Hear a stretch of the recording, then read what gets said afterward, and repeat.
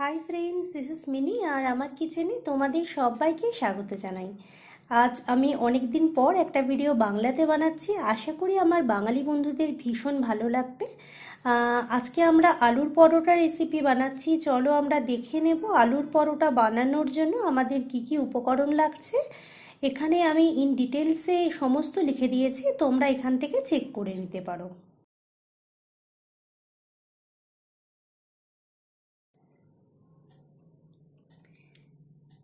আলুর পরোটা বানানোর জন্য প্রথমে আমরা আলুটাকে সেদ্ধ করে নেব। এখানে তোমরা প্রেসার কুকার, কড়াই বা স্টিমার যে কোনোভাবে আলুটাকে সেদ্ধ করতে পারো। আমি এখানে স্টিমার ব্যবহার করছি। অর্ধেক করে আলুগুলো রেখে দিলাম। 15 থেকে 20 মিনিট আমি মিডিয়াম ফ্লেমে এটাকে সেদ্ধ করব। এরপর আমি চেক করে নেব। এই দেখো আলু আমাদের সেদ্ধ হয়ে গেছে। এরপর আমরা আলুটাকে মেখে নেব, মানে পুরটা তৈরি করব, আলুর পুর। প্রথমে আমি দিয়ে দিলাম কুচনো পেঁয়াজ আর কুচনো কাঁচা লঙ্কা। এরপর আমি দিলাম আদা বাটা, রসুন বাটা, পরিমাণ মতো নুন আর একটু সামান্য চিনি। দিয়ে দিচ্ছি গোলমরিচের গুঁড়ো, আমচুর powder, Kashmiri red chilli powder আর ভাজা মশলা রেসিপি আমার চ্যানেলে দেওয়া আছে, তোমরা ওখান থেকে চেক করে নিও। এর সাথে মিশিয়ে দিলাম চাট মশলা আর ধনেপাতা কুচি। ভীষণ ভালোভাবে আমরা এটাকে মিশিয়ে নেব, যাতে কোনো রকমের কোনো শক্ত আলু না থাকে। এরপরে আমি আটাটা মেখে নেব। আটা যখন মাখবো তখন সামান্য তেল আর একটু সামান্য নুন দিয়ে মাখবো। আর আটাটা মাখার সময় একটু খেয়াল রাখতে হবে, বেশি জল দিয়ে আটাটা মাখা যাবে না। একটু একটু করে জল বারে বারে আমাদের মেশাতে হবে। আটা মাখা হয়ে গেলে ঢাকা দিয়ে 35 থেকে 40 মিনিট আমরা রেখে দেব। আমি এখন আটাটা মেখে নিলাম। আর তোমরা যদি চাও তাহলে যখন আলু সেদ্ধ হচ্ছিল 15 থেকে 20 মিনিট, তখনও আটাটা মেখে রেখে দিতে পারো।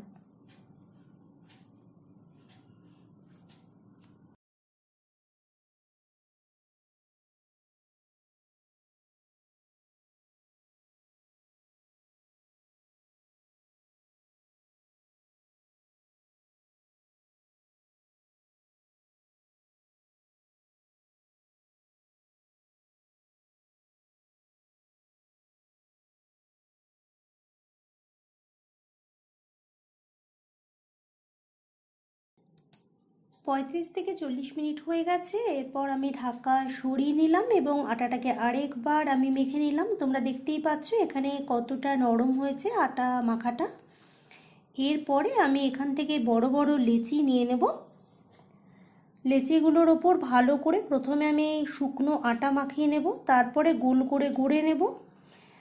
প্রথমে যে সাইজটা আমি করব সেটা কিন্তু খুব একটা বড় করব না, তবে লুচির চাইতে একটু বড় সাইজ করব।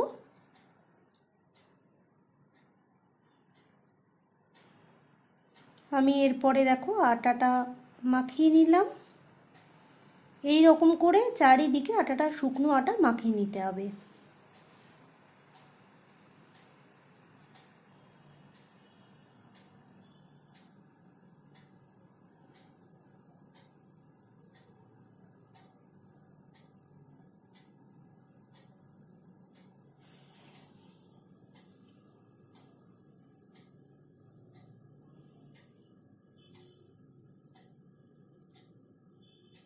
এরপরে আমি প্রথমবার পরোটাগুলো বেলছি।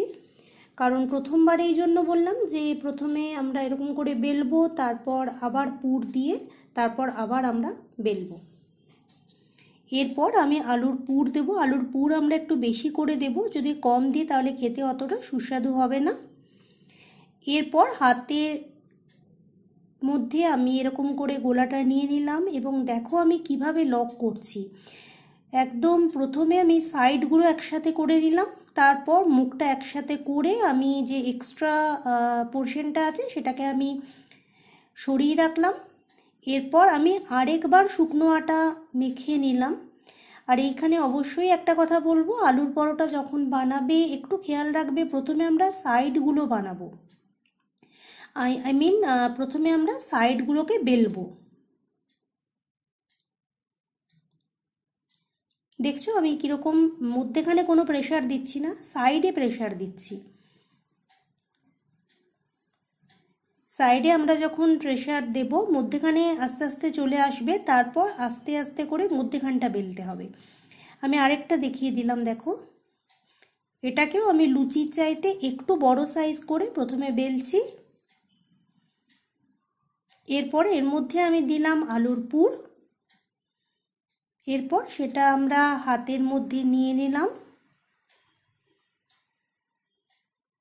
সব সাইডগুলো দেখো একসাথে আমি জড়ো করছি এবং পুরটাকে ভেতরের দিকে ঠেলে দিচ্ছি।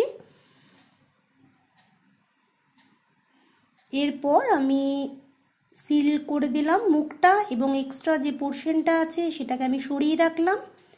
এরপর আস্তে আস্তে হাতের মধ্যে নিয়ে হাতের মধ্যে একটু ফ্ল্যাট করে নিলাম, মানে আমি আলুর মশলাটাকে ছড়িয়ে নিলাম।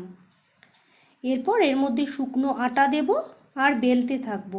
আর যে এক্সট্রা পোর্শনগুলো আমি এখানে সরিয়ে রাখছি ওটা দিয়ে দেখবে একদম শেষে একটা বা দুটো পরোটা হয়ে যাবে। সব যে এক্সট্রা পোর্শন আছে সেগুলোকে মিশিয়ে দেখো, একটু খেয়াল করে দেখো, আমি প্রথমে সাইডটা বেলছি, মধ্যেখানে কিন্তু কোনো রকমের হাত দিচ্ছি না। এই দেখো সাইডগুলো কিভাবে আমি বেলছি, ঘুরিয়ে ঘুরিয়ে নিলাম। এরপর একদম শেষে আমি মধ্যেখানটা বেলবো। শুকনো আটা কিন্তু আমি ভালো করে মাখিয়ে নিয়েছি, একটুও কিন্তু বের হয়ে যায়নি। এরপর আমি মিডিয়াম ফ্লেমে পরোটা ভাজবো। প্রথমে আমি একটা ননস্টিক তাওয়া বা ননস্টিক প্যানে তোমরা ভাজতে পারবে। প্রথমে একটা দিক দেব এবং সেই দিকটা একটু সোনালি হয়ে গেলে তারপর আমরা উল্টে দেব এবং আমরা ব্রাশে করে অয়েল দেব, মানে তেল দেব। আমি এখানে সাদা তেল ব্যবহার করেছি, তবে তোমরা চাইলে বাটার বা ঘিতেও আলুর পরোটা বা যে কোনো পরোটা ভাজতে পারো।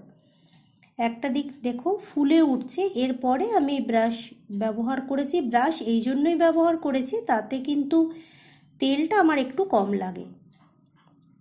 এরপর আবার আমি উল্টে দিলাম, দেখো কীরকম ফুলে উঠছে। এরপর এই দিকটাতেও আমি ব্রাশে করে তেল লাগিয়ে দিচ্ছি।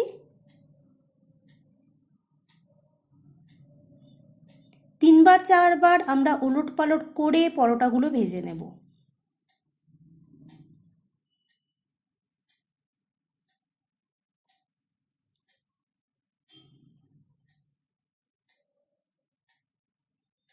কি সুন্দর করে দেখো আমাদের আলুর পরোটা তৈরি হয়ে গেল।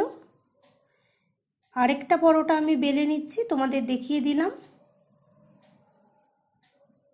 হাতে করে করে এরকম করে ঘুরিয়ে নেব। এরপর আমি উল্টে দিলাম, দেখো ওই দিকটা কিন্তু সোনালি হয়ে গেছে। এই রকম করে খুন্তি করে তোমরা চেপে দিতে পারো।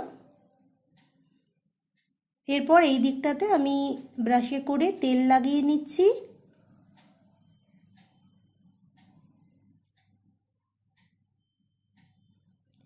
ফ্লেমটাকে অথবা লো রাখবে অথবা তোমরা মিডিয়াম রাখবে, কখনো হাই রাখবে না, তাতে আলুর পরোটা কিন্তু পুড়ে যেতে পারে।